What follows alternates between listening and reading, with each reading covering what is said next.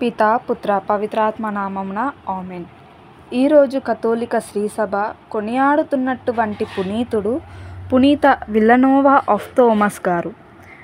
మనం కూడా ఆయనను గౌరవిస్తూ అతనిలో కనబడినటువంటి మంచి గుణాన్ని మనకి కూడా దయచేయమని ఆయన మధ్యస్థ ప్రార్థన ద్వారా ప్రార్థించుకోవాలి.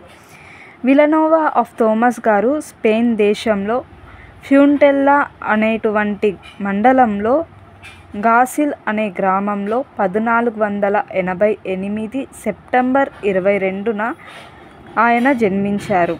ఆయన తండ్రి అలోజో థోమస్, తల్లి లూసియా. తల్లిదండ్రులు వారిద్దరూ కూడా భక్తిపరులు మరియు వారు దాన ధర్మాలు చేయడంలో ఎప్పుడూ కూడా వెనకడుగు వేయరు. వారి తండ్రి మిల్లు యాజమాని. అలాగే వీరు శుక్రవారం రోజు సంపాదించినటువంటి సంపద మొత్తం పేదవారికి సహాయం చేసేవారు. అలాగే రోజు కూడా పేదవారికి భోజనాన్ని అందించేవారు మరియు పేద రైతులకు కూడా కావలసిన విత్తనాలు మరియు వారి బాగోగులు చూసుకునేవారు. విల్లనోవా ఆఫ్ థోమస్ గారు వారి తండ్రి చేసే మంచి పనులను చూస్తూ ఆయన కూడా వారి తండ్రి వలె ఉండాలి అని చెప్పి ఆయన కూడా వారి తండ్రిని చూస్తూ మంచి పనులు చేస్తూ ఉండేవారు. పేదలను ప్రేమించి వారికి సహాయం చేసేవాడు. ఈయనకు గురువు అవ్వాలి అనే ఆలోచన వచ్చింది.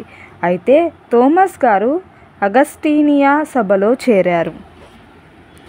ఆయన గురువుగా అవ్వాలి అనే ఉద్దేశంతో గురువు అయ్యారు.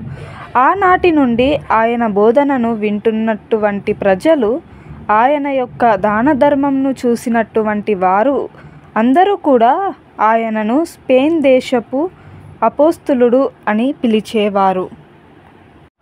కొన్ని వందల సంవత్సరాలుగా మేత్రానులేని వాలెన్షియా అనేటువంటి గురువు పీఠానికి 1544వ సంవత్సరమున ఆయన అతి మేత్రానిగా నియమింపబడ్డారు. విల్లనోవా ఆఫ్ థోమస్ గారు వాటిని వినయంతో అంగీకరించారు.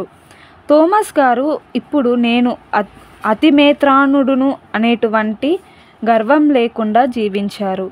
ఆయనకు ఎక్కువ ఆస్తి ఐశ్వర్యం ఉన్నప్పటికీ కూడా పేదవానిగానే జీవించారు. ఆయన అధికారంలో ఉన్నప్పుడు కూడా ఒక సేవకుడిగానే జీవించారు. ఈ విధంగా ఆయన జీవితంలో పేదవారిగాను మరియు సేవకుడిగాను మరియు బిషప్గాను జీవించారు. బిషప్గా థోమస్ గారికి వచ్చే ఆదాయంలో 3వ వంతును పూర్తిగా పేదలకు సహాయం చేసేవారు మరియు ప్రతిరోజు 500 మందికి అన్నదానం చేసేవారు. బిషప్గా ఉన్నప్పుడు సహాయం అడగడానికి భయపడే వారిని లేదా సిగ్గుపడే వారిని వారు వెతుకుతూ అలాంటి వారికి సహాయం చేసేవారు. విల్లనోవా ఆఫ్ థోమస్ గారు దాన ధర్మాలు సేవలు చేయడమే కాదు, ఆయన అద్భుతాలు కూడా చేసేవారు. అద్భుత శక్తిని వరముగా పొందుకున్నటువంటి గొప్ప పునీతుడు. అతని వద్ద వచ్చినటువంటి ప్రతి రోగిని ఆయన స్వస్థపరిచేవారు.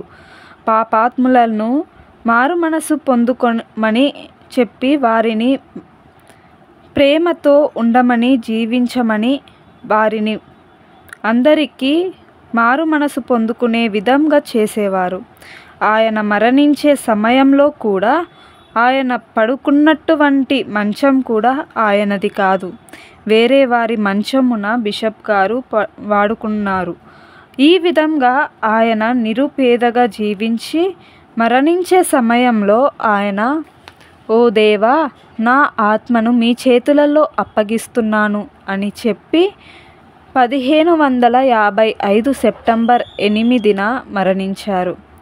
అతను ముఖ్యంగా తీవ్రమైన దాతృత్వానికి ప్రసిద్ధి చెందాడు. అతని అనేక మరియు వైవిధ్యమైన శ్రమల మధ్య అతని ఆత్మ ఎల్లప్పుడూ ప్రార్థన మరియు దైవిక విషయాల ధ్యానంపై దృష్టి పెట్టింది. ఆయన, నా ఆత్మను మీ చేతులలో అప్పగిస్తున్నాను అని చెప్పి అమ్మ మరియ తల్లిని యేసు ప్రభువును వేడుకోవాలి అని ఆయన మనకు తన యొక్క జీవితం ద్వారా నేర్పిస్తున్నారు. మనం కూడా ఆయనలా మంచి మనసు కలిగి ఉండాలి అని, అలాంటి మంచి గుణాన్ని మనకు దయచేయమని పునీత విలనోవా ఆఫ్ థోమస్ గారి మధ్యస్థ ప్రార్థన ద్వారా మనం ఆ ప్రభువును వేడుకోవాలి.